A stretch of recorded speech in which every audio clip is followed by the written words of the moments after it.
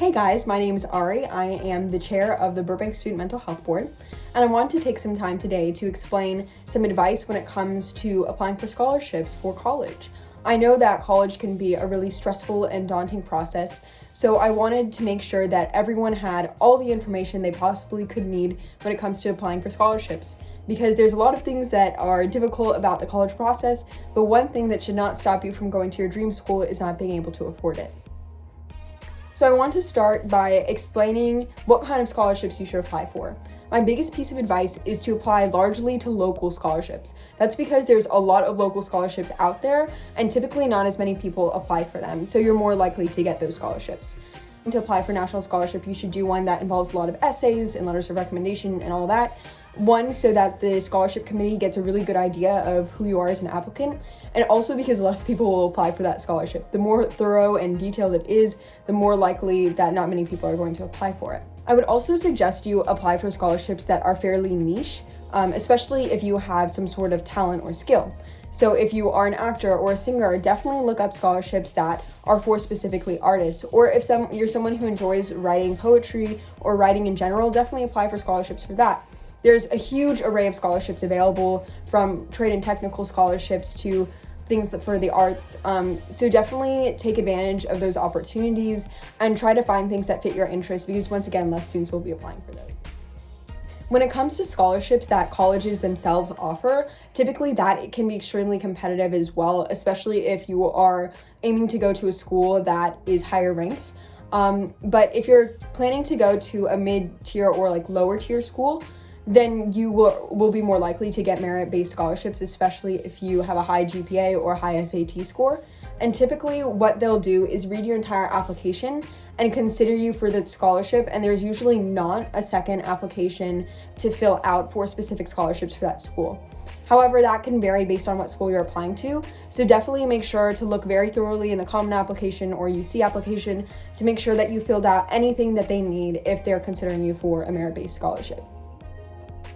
It can also be really difficult to keep track of all the scholarships that you need to apply for, so I would highly recommend making a spreadsheet with all the information for every scholarship that you're applying for. So for example, my spreadsheet included the name of the scholarship, how much it was worth, the link to the scholarship application, and whether or not I had done it and whether or not they had decided to give me that scholarship. I found that really helpful when it came to keeping track of dates and things like that. There's also a lot of resources for you to find scholarships. That can be sometimes the trickiest part of this process. I would definitely stay on top of checking in with the College and Career Center at John Burroughs High School and whatever the equivalent is at Burbank High School. And if your school doesn't specifically have a college or a career center, then definitely look on your district's webpage, because oftentimes there are scholarship links on the district webpage as well. Another way that's really good to keep track of your scholarships that you're applying for is to save every single essay that you write. That's my biggest piece of advice. Even when you are applying to colleges, save all the essays that you write for colleges, because typically a lot of the prompts are going to be similar when it comes to applying for scholarships. Typically, sometimes scholarships just ask for a personal statement. For that, you can use your Common Application essay or something else, but just make sure you save everything that you write, because it will come in handy later on. I would also suggest making a resume really early on, because you're gonna use that resume so many times. On your resume, you should include the job title, the dates that you did that job or were that club president or whatever, the amount of hours per week that it was, and then a general description of the role and your responsibilities and what you accomplished in that position. Another great tool that I have found really helpful is scholarships.com. You can filter what scholarships you're looking for based on if it needs to be merit-based or need-based, if it's for a specific interest, things like that. So I'd highly recommend that website as well.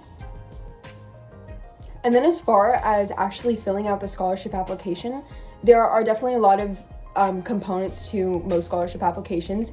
Usually they'll ask you for letters of recommendation, a personal statement, sometimes a video about why you need the scholarship, or a cover letter or something of that nature explaining your financial situation. So it can be kind of stressful since there's so many components to think about. So my advice for keeping track of that is to ask your teachers really early about giving you letters of recommendation. Typically, you will start asking your teachers for letters of recommendation for colleges in September, sometimes even as early as August. So while you're at it, you might as well also ask those teachers if they can make a version of that same letter of recommendation for specifically scholarship purposes. And that way it's just out of your way, you don't have to think about it again. Some scholarships require just a PDF of it to be sent to those letters of recommendation to be sent to them. Other scholarships require the teacher to submit it through their online site. So make sure you know what is what when you are applying, and make sure to send your request to your teachers really far in advance, at least 3 weeks in advance, so that they have plenty of time to look at whatever the application is asking for and fill out their recommendation for you. Oftentimes, scholarships will also have what is called a community recommendation. So for that, they mean someone that's not a teacher and not someone related to you. So you may, if you are a part of a church, you may ask someone from your church to recommend you. If you're a Girl Scout or a Boy Scout, if you're on a sports team, or something like that, you can ask one of your coach or whoever to recommend you. I personally asked my Girl Scout troop leader to recommend me, or if you have a job, you can also ask your boss to recommend you. So again, be sure to ask them also in September or August, so that you have that letter of recommendation already, it's out of the way, and you can use it for the rest of the time that you are applying for scholarships.